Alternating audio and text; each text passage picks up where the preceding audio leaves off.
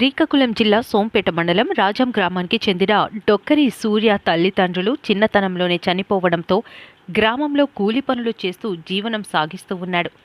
పవన్ కళ్యాణ్ మీద పిచ్చి ప్రేమతో ఆయన సినిమాల్లో చేసిన స్టంట్స్ ఈ చుట్టుపక్కల ప్రాంతాల్లో చేస్తూ అందరి మన్ననలు పొందుతూ శభాష్ అనిపించుకుంటున్నాడు.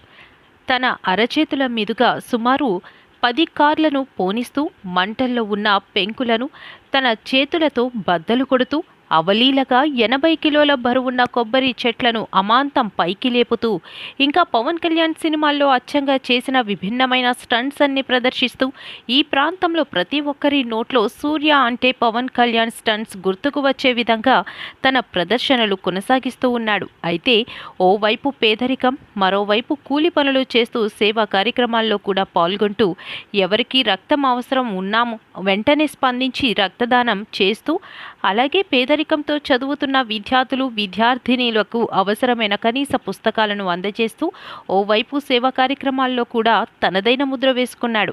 ఇదే కాకుండా స్థానిక కస్తూరిబా పాఠశాలలో చదువుతున్న విద్యార్థినీలకు అవసరమైన కిట్లు మరియు చదువుకు కావలసిన పుస్తకాలు, పెన్నులు మరియు వివిధ రకాల వస్తువులు అందజేస్తూ సేవా కార్యక్రమాలకు పేదరికం అడ్డురాదని నిరూపిస్తూ అందరి మన్ననలు పొందుతూ సమాజంలో మంచి గౌరవాన్ని పొందుతున్నాడు.